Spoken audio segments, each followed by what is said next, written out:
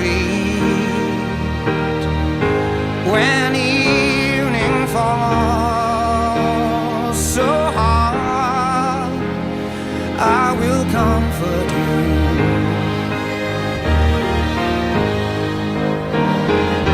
I'll take your part.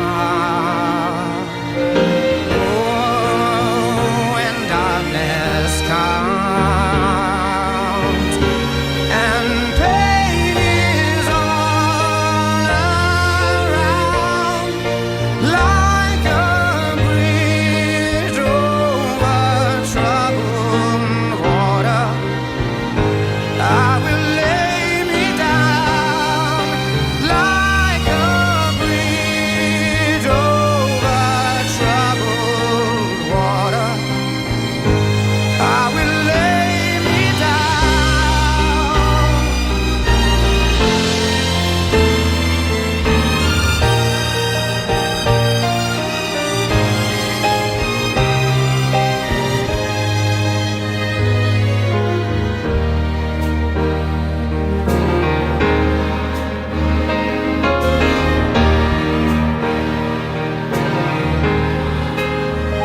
Sail on, silver ground, sail on by. Your time has come to shine. All your dreams are on their way.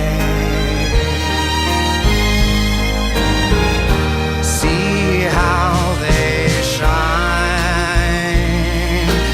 Oh, if you need a friend, I'm sailing right behind, like a bridge over troubled water. I will ease your mind, like a bridge over troubled water. I will ease your mind.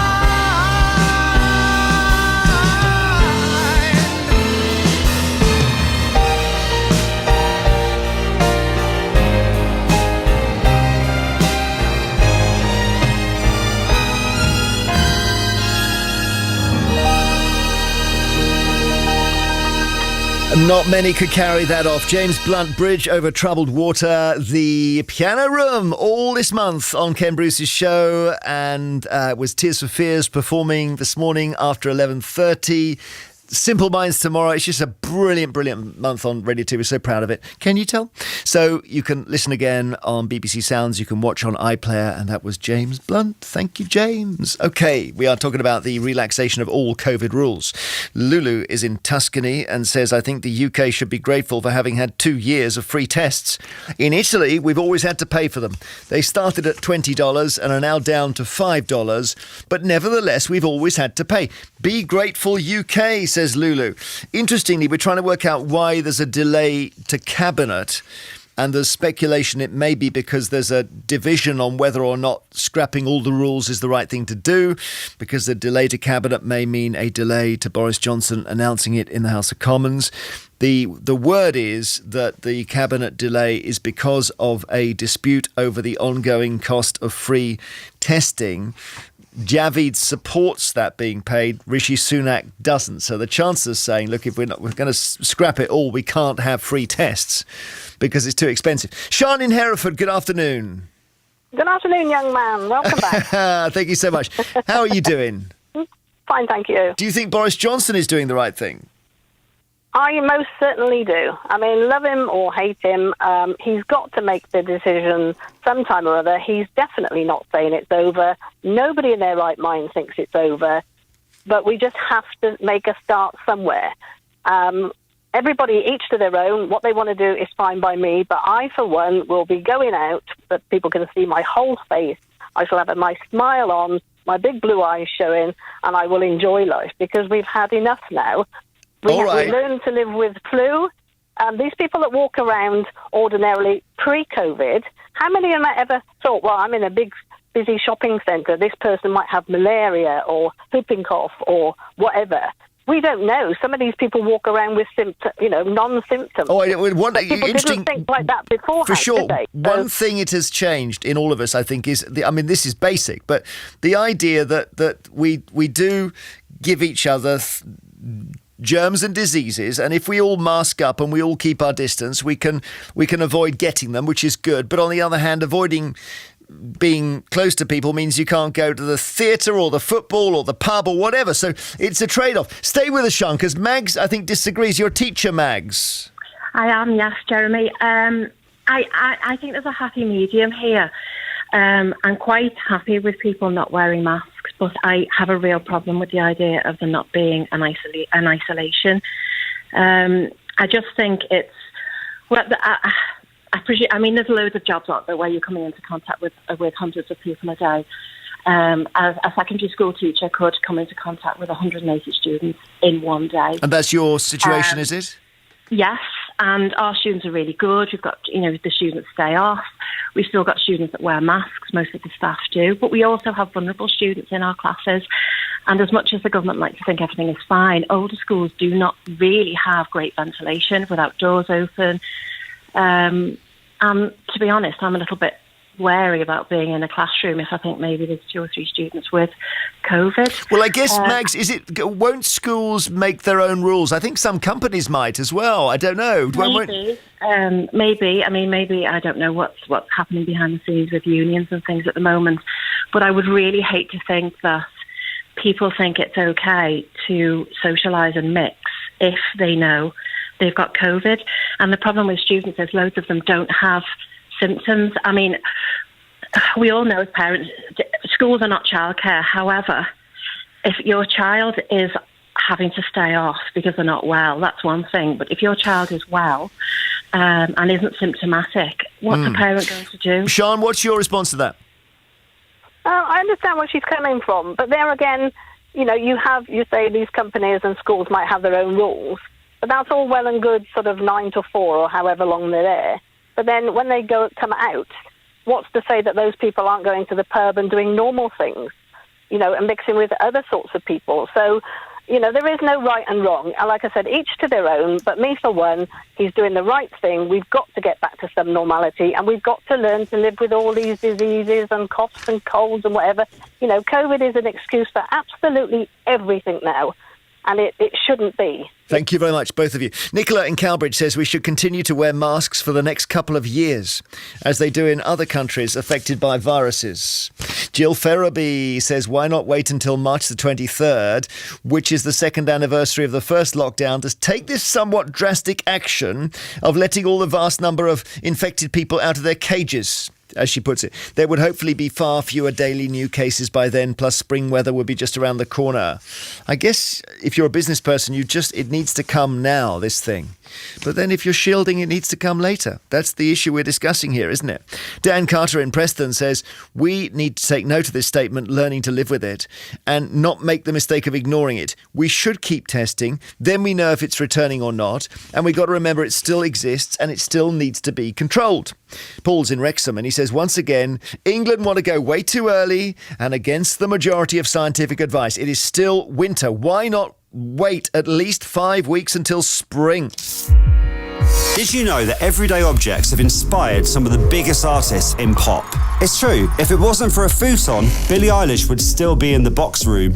Without a whisk, Christine and the Queens would never have risen, and a humble beer pump changed Sam Fender's life. On Pop 101, we're going to take a deep dive into the true stories behind the objects which changed the lives of your favourite musical icons. Trust me, after hearing this podcast, you'll never look at Tinky Winky the same way again. So join me, Scott Mills, and my guests for Pop 101, only on BBC Sounds. Thank you, Scott. One more for you. Karen in Essex disagrees with the last couple of callers, says if the Queen at 95 is pottering around with a mere sniffle, why would we wait to move back to normal? For those who are vulnerable, you should go back to doing what you did pre-pandemic. There it is on BBC Radio 2.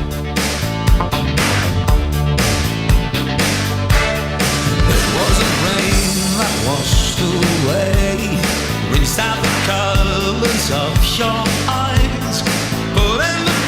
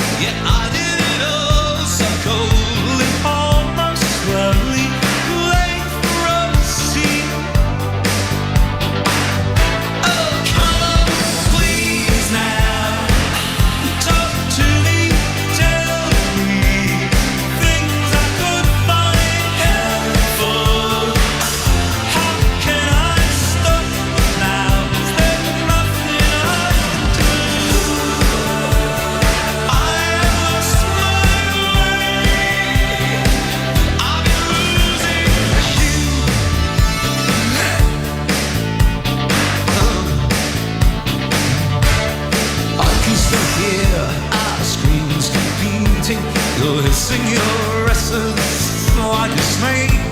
And I'm in the mirror stand, half a man. I thought no one could break. It wasn't the rain, that made no difference. Nervously drumming on, run away. But I want the skill to get me, those to wreck me, praying on my mind. So please now, talk to me, tell me things I could find helpful. How can I stop now? Is there nothing I can do? I've lost my way. I've been losing you.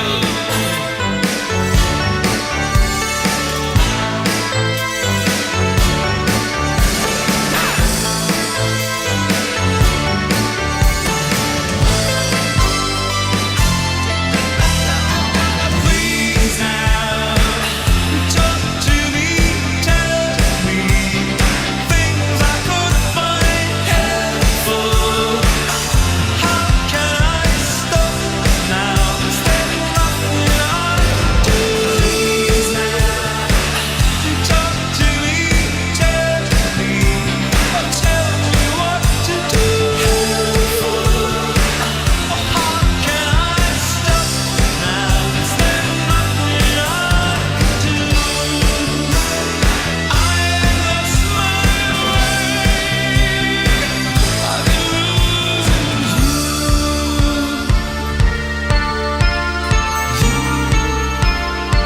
I've been losing you. I've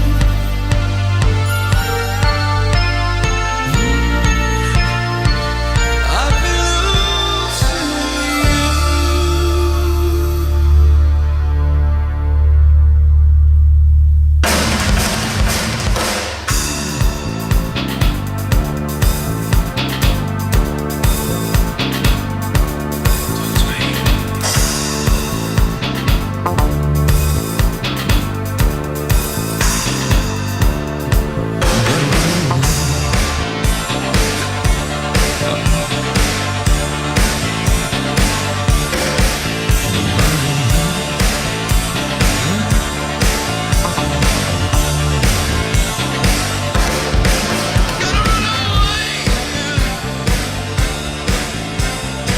It's a harp. I've been losing you. Jeremy Vine here. Just a few more comments for you on the whole issue of the first story and the COVID rules going and learning to live with it. Ben in Peterborough says, why don't we go the other way? Make it illegal to carelessly spread viruses. Too many people don't care about others, and the law is the only way to make them think twice. And it's true, you know, that thing before the pandemic, people used to say, I never take a day off work. If I feel ill, I still come in. And they all thought, oh, that's heroic. And they don't really think that now. That may be an improvement in things. Peter, not his real name, texts, not everyone can get around it. What about people in low-paid jobs? What about people working in very close proximity to others? These people will be forced into being very close to people with COVID. This will affect the poorest. Janet McCrell in Carmarthenshire says, I should be keeping sensible COVID restrictions the same as I would with any disease. If I'm unwell, then I keep away from people. It's up to all of us to act in a sensible manner. The Prime Minister is just putting responsibility back onto the public. But Ros in Warwick says, I think the Prime Minister, the government, Parliament, all of them are barking mad. They should remember that asking the general public to take responsibility is an absolute disaster. As we've seen over the last couple of years, they've got to rethink. You know the influence of gospel can be heard everywhere, from soul, country, rock, and hip-hop.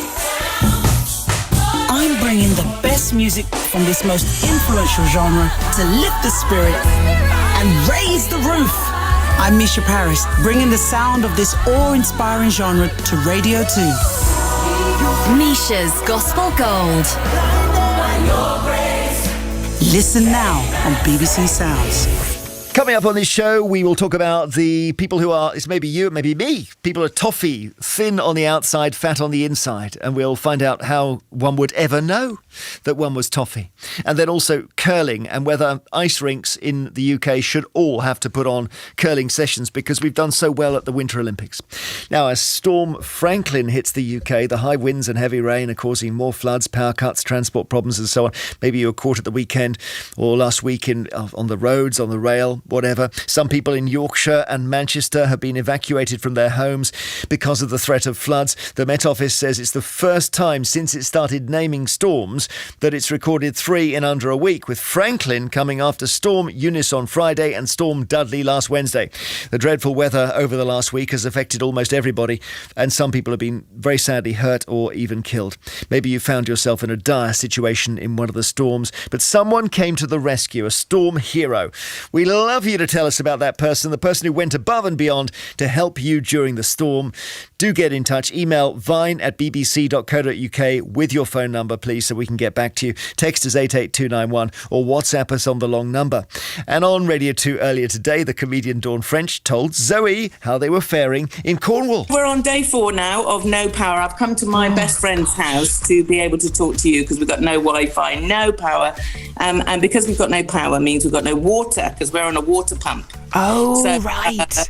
So no water, no anything. This is mad. You know, it's romantic for about 10 minutes. Okay. With all the candles, and then it really is grim. Oh, gosh. I'm not going to go into details at breakfast about the state of our loos, but then it's not nice. There's buckets.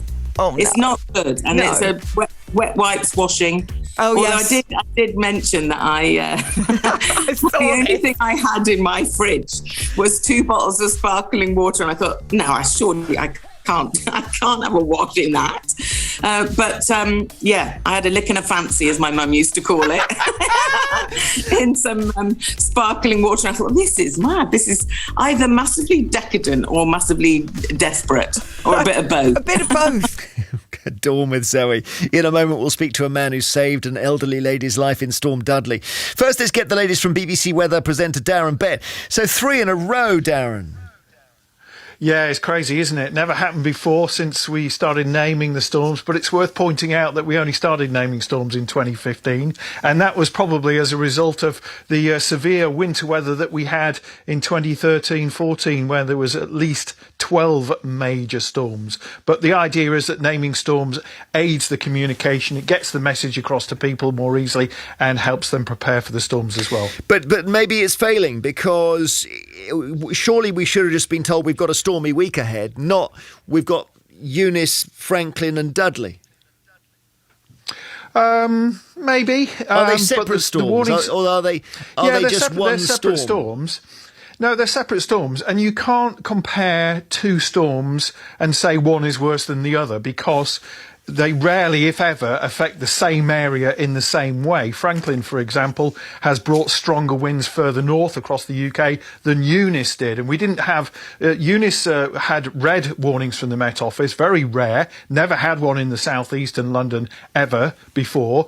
But we had an amber warning from Franklin, and this was for Northern Ireland, because the strongest winds and the greatest impacts were expected to be a bit further north across the UK into Northern Ireland, gusts of 80 miles an hour. And Storm Franklin was different from Storm Eunice in the amount of rain it brought as well. Eunice didn't bring much rain at all, but Franklin has brought huge amounts of rain, 130 millimetres of rain in Lancashire, into Cumbria, loads of flood warnings at the moment across England. We've had severe flooding as well as those very damaging and dangerous winds in Northern Ireland as well. Is this caused by the jet stream colliding with something?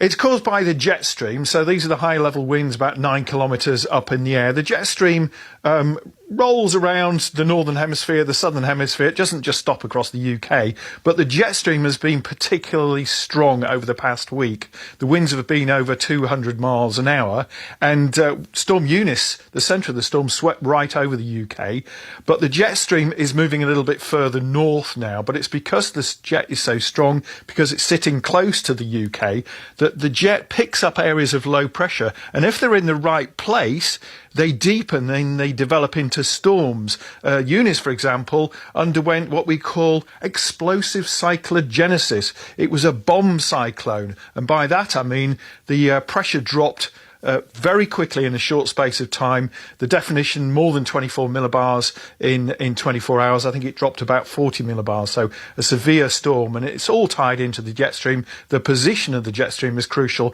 and the strength of the jet stream is crucial. And crystal ball out, can you foresee the next couple of weeks? Are we storm free? Well, after 1 o'clock, there are no weather warnings from the Met Office at the moment. Things may well change. The jet stream is a little bit further north. The storms are getting steered a bit further north. But we maybe need to keep an eye on what's going to happen on Monday of next week, because there's another deep low that's heading to the north of the UK, closer to Iceland. If it gets a bit further south, it could affect our shores. There's still some way to go in this storm season, if you want to call it that. If we look back at 2018, for example, we had a named storm in June, and that was called Hector. Right, OK. Thank you very much indeed. Great to talk to you. Darren Bett, BBC weather presenter. Let's speak to Jord Losman, who's an RAF veteran. And you found a woman in trouble in Storm Dudley, Jord. I did, yeah. So tell us what happened. So we were leaving the house, myself and my partner, and we seen an elderly lady had fell at the side of the road.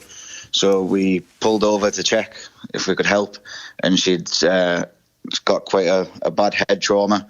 So we rang the ambulance and asked them how long they'd be to turn up. They said that they could be up to 2 hours, and we decided that obviously it was far too long to wait with the bad weather coming in. So positioned the car around to shelter her from the wind and the rain, and got some blankets on her, checked over her, and then asked the paramedics if we could take her in the car to the hospital.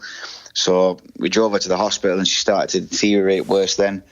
And as we got her towards the hospital, she was going in and out of consciousness. And so yeah, we took her in, and the paramedics said that by bringing her in quick, it potentially saved her life. So it's just the thing to do at the time. Well, amazing. Just had to help. And I know you've had medical training. You've assisted medics on Chinook helicopters and rescued seriously injured soldiers and locals in Afghanistan about 10 years ago. So you were able to assess the need.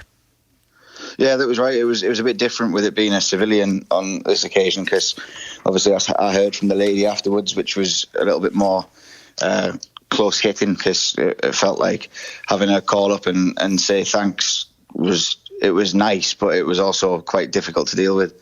I'm sure. Now, how's she doing now? Yeah, she's making a good recovery. I spoke to her family the other day, yesterday, so she is getting a lot better. So it's just got to hope and pray that she makes a full recovery. I gather with smartphones now, the torch function is coming in handy when you're checking someone's pupils. Yeah, just to check the reactions to her pupils. The doctor turned up and also done that as well. And luckily we had a doctor's surgery just literally down the road. So by the time we'd called the ambulance, the doctor turned up and gave a full check over and assessed that she needed to go to the hospital as well. So that's when we made the decision to put her in the car and take her straight away. Oh, well, it's brilliant work. It's the gusts and gales were so high powered. There is quite a lot of footage of people being actually blown off their feet. Yeah, I believe that's what possibly happened, because, like I say, in the northeast it was quite bad, and when we got there she was just on the floor. So I can't say exactly what happened to her, because when we were trying to ask her what had happened, she was quite unsure of how she'd fell and how she'd got the injury herself. But I'm presuming it will have been down to the storm, because it was really bad. Thank you very much for joining us, and again, congratulations on doing a brilliant thing there, Jord. Thank you. Thank you very much. Take care. Jord Losman, RAF veteran who saved a woman's life in Storm Dudley. Close your eyes and I'll kiss you. Tomorrow I'll miss you. Remember, I'll always be true. And then while I'm away, I'll ride home every day, and I'll send all my loving to you. I'll pretend that I'm kissing the lips I am missing, and hope that my dreams will come true. And then while I'm away,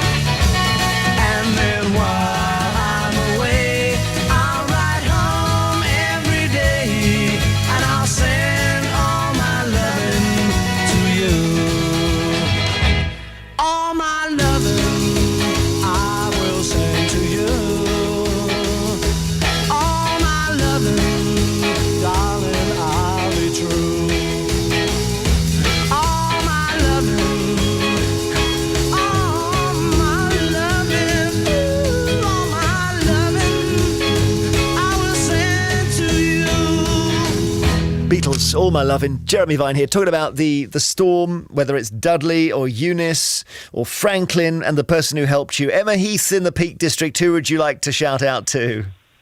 Hello. I just want to thank my neighbours yesterday. I live in the Hope Valley in Hope, and we had water gushing down into our gardens, and we have 3 steps to the front door, and the water was above the second step, and our neighbours came out with all sorts of containers, wheelie bins, mop buckets, to try and empty the garden. And then 2 amazing men, Chris Ridgway from Castleton and a farmer from Robert Atkin, came and set up 2 pumps in our garden to redirect the water from our gardens away from the doorsteps. And then they went off into a field in the dark with their waterproofs and their head torches and spades. They found a tree that had fallen and sort of blocked a drainage ditch. And then they cleared that tree and then dug a 30-metre ditch to redirect the water away from our gardens. And I just cannot thank these 2 gentlemen more than they were just amazing. This is like something out of Marvel Comics. I mean, were they wearing kind of superhero costumes or what? Well, they could have been. If I could have hugged them, I just could not thank them enough. They came with the 2 pumps and that was enough. But then when they went off in the dark, and then sort of dug these ditches in order to redirect the water away. And I was all set to be bailing water out all night, and within hours, the water had gone. And they were just 2 amazing men. So that's Robert Atkin from Twitchill Farm and Chris Ridgway. I'm really, really thankful. And I know my other neighbours, 3 other neighbours, are very thankful too. Wonderful. Thank you, Emma. That's a brilliant story. Jean is in March in Cambridgeshire. Hi, Jean. Hello, Jeremy. I think we've spoken before, haven't we? I think we have, but I can't remember what about. Well, maybe it might have been the weather. Now, you're elderly, you're on your own, aren't you? I am on my own because my husband has gone to France to do some business, so I'm in my bungalow by myself. Right. When you say gone to France to do some business, I thought, is that a euphemism? But no, he's away at the moment. No, he's away. Right. So he knows nothing about this, and I'm not telling him because he will worry. All right. What happened? Right, Friday morning, the wind was really strong. It lifted the felt and the ply off my high garage roof, threw it all over the driveway. A neighbour did come over, but obviously it's far too dangerous to be out there and try and do anything then. Yeah. So we just had to leave it. There's no way anyone could do anything. But on Saturday morning, it was fine, dry, no wind or not much wind. Uh-huh. But I'm still feeling stranded and think this wind is going to come again over the weekend. What's going to happen? You know, I'm just felt helpless. I thought, OK, the only person I can think to phone is a builder who has done work on our bungalow before, and his name is Lewis Jackson. He was here in 5 minutes. Brilliant. He had a look. He's up John's extension ladder, went home, fetched his toolkit, even though he was supposed to be looking after his children because his wife had gone to work. He was back. He fixed the roof. He took photographs to show me, reassured me. So this problem, a garage roof, is not really anything compared to what other people have had. They've really suffered, haven't they? No, but what great service from Lewis. What great service from a young man who really, really helped me. Brilliant. Well, he'll go far. Jean, thank you.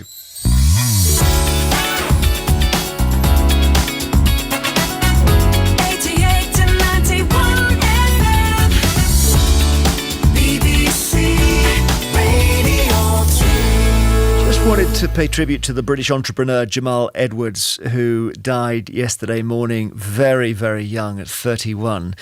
You might well know about him. He was a monumental figure in the British music scene. He started his YouTube channel, SBTV, in 2006, the same year YouTube launched. So it was incredibly prophetic of him to realise that's the channel where everyone's eventually going to go to. And he basically used to film and upload videos of artists performing. And as a result of his work, he helped launch loads of careers, people like Jessie J and Stormzy. He was appointed an MBE for services to music in 2014. And as I say, we had the very sad news yesterday that he died very, very young. Among the artists who he helped at the very start was Ed Sheeran. How was I to know? It's a crazy thing. I showed you my hand and you still let me win. And who was I to say that this was meant to be? The road that was broken brought us together. And I know you could fall for 1,000 kings and hearts that would give you a diamond ring. When I fall, you see the best in me, the Joker and the Queen. I've been played before, if you hadn't guessed. So I kept my cards close to my foolproof vest. But you called my bluff and saw through all my tells. And then you went all in and we left together. And I know you think that what makes a king is gold, a palace and diamond rings. When I fold, you see the best in me, the Joker and the Queen.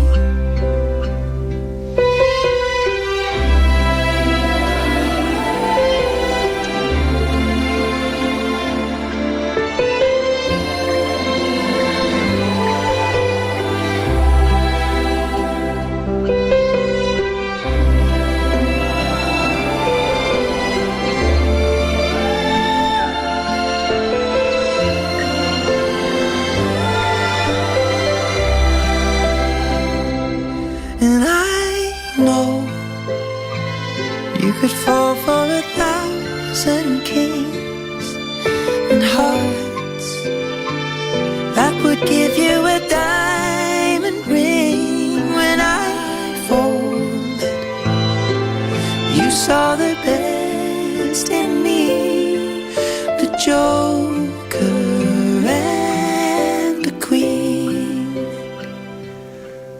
the Joker and the Queen. Oh, beautiful. Ed Sheeran and Taylor Swift. And just a reminder, Ed Sheeran among those whose careers were launched by Jamal Edwards, who we lost yesterday at the age of 31. Stephen Milton Keynes says, my friend Richard was the storm hero this weekend. We were fishing in these 50-mile-an-hour gusts, and Richard did everything for me, from putting up my tent to casting out my rods. I even managed to catch a carp. I wouldn't have done it without him. It was only a smile, but my heart, it went wild. I wasn't expecting that. Just a delicate kiss anyone could have missed. I wasn't expecting that. Did I misread the sign? Your hand slipped into mine. I wasn't expecting that. You spent the night in my bed. You woke up and you said, well, I wasn't expecting that. I thought love wasn't meant to last. I thought you were just passing through.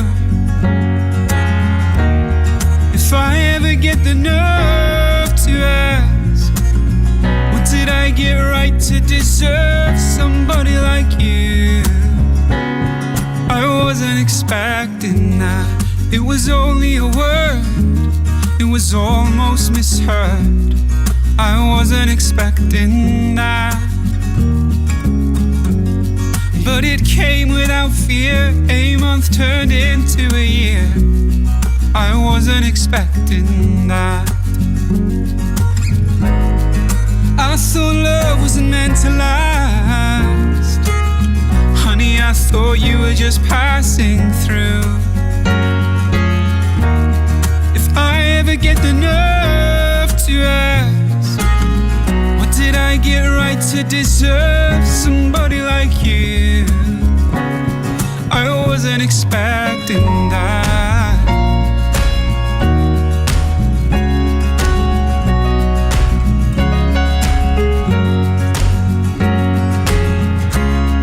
Oh, and isn't it strange how life can be changed in the flicker of the sweetest smile? We were married in spring. You know I wouldn't change a thing without that innocent kiss. What a life I'd have missed if you had not took a chance on a little romance when I wasn't expecting that. Time doesn't take long. 3 kids up and gone. I wasn't expecting that. When the nurses they came, said it's come back again, I wasn't expecting that. Then you closed your eyes, you took my heart by surprise. I wasn't expecting that. What a beautiful song. Jamie Lawson, BBC Radio 2, Smart Speaker Sounds app and 88 to 91 FM. BBC News at 1 o'clock. This is Justine Green. Boris Johnson is to meet ministers and MPs to finalise plans to end all COVID restrictions in England. A report is calling for urgent action to help at-risk children in Solihull. And Storm Franklin has caused travel chaos for millions across the UK. A planned cabinet meeting has been delayed ahead of an expected announcement from Boris Johnson later about the ending of all coronavirus restrictions in England. Several ministers had already arrived in Number 10. A Downing Street source has suggested the Prime Minister was receiving a briefing. Others have indicated there's been a disagreement with the Department of Health. Our political correspondent Ian Watson is following developments. The underlying tensions, I'm told, are around the cost of testing. So, for example, who would be still eligible, what vulnerable groups would still be eligible for free testing, and how many people would have to pay for tests in the future. And this has been something of a political hot potato inside government. Now, it's well known too that the Treasury has got concerns about the multi-billion cost of free testing. There's also concerns with the devolved administrations as well, who want free testing to continue during the first half of this year. So there's a question also about timescale.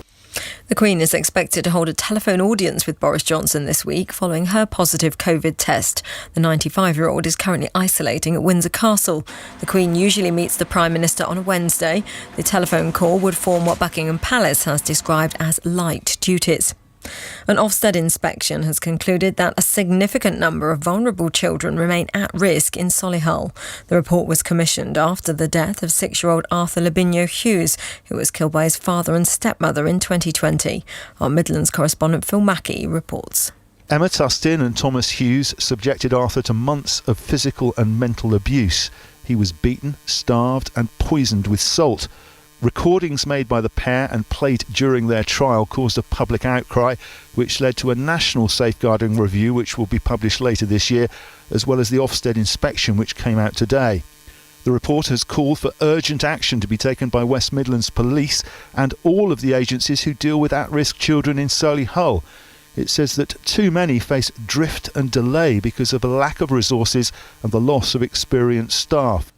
A van driver has pleaded guilty to causing the deaths of 2 children by dangerous driving on the M4 near Newport. The 3 and 4-year-old's mother was seriously injured in the collision, which took place as the family travelled back from a birthday party earlier this month. Martin Newman, who's 41, is expected to be sentenced in April. The strong winds and heavy rain from Storm Franklin have caused widespread disruption across the UK.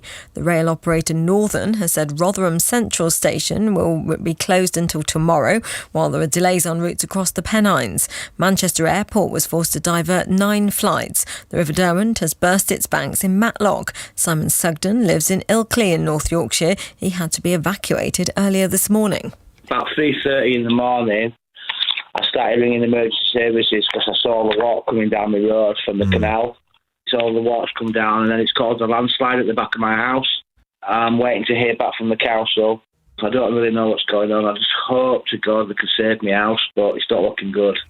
An interim report on a railway crash in Salisbury last October says one train passed a red signal because its wheels were sliding along the track. The Rail Accident Investigation Branch also found that leaves had not been cleared from the track that day because the process had been rescheduled. Investigators said rain and wind were also likely to have been factors in the accident. 13 passengers and a driver needed hospital treatment. A new study suggests that a diet high in vegetables may not on its own protect against the risk of a heart attack or a stroke. The research involved almost 400,000 people. Our health reporter Philippa Roxby has been looking at the findings. There is good evidence that a balanced diet helps reduce the risk of many diseases, including some cancers, and 5 portions of fruit and vegetables a day is a recommended part of that. In this study, people who ate more vegetables were generally healthier, particularly those eating lots of raw vegetables. But these people were also more likely to follow a healthier lifestyle, be better educated and less likely to smoke.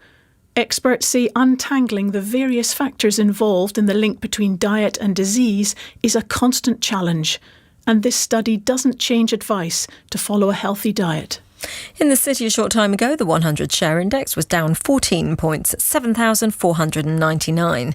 And the weather, a dry afternoon for large parts of the UK with wind speeds easing throughout the afternoon. Highs of 12 Celsius in London and Cardiff, 11 in Belfast and 10 in Edinburgh. BBC News, it's 1:05. Thank you, Justine. We heard about Rotherham Station there. Reminds us to say those people who work on the rails and the power lines need a special mention in the storm. Sandra Osmond has been in touch and says, power linesmen like my husband Mark Osmond are being called out to help people miles away from home. We live in Northamptonshire. A couple of weeks ago he was in Newcastle for a week and now he and his colleagues are in Essex helping to reinstate the power. Shout out to the power linesmen. Dig, if you will, the picture. You and I engaged in a kiss. The sweat of your body covers me. Can you, my darling, can you picture this? Dream if you can, a courtyard, an ocean of violets in bloom. Animals strike curious poses. They feel the heat between me and you. Just leave me standing.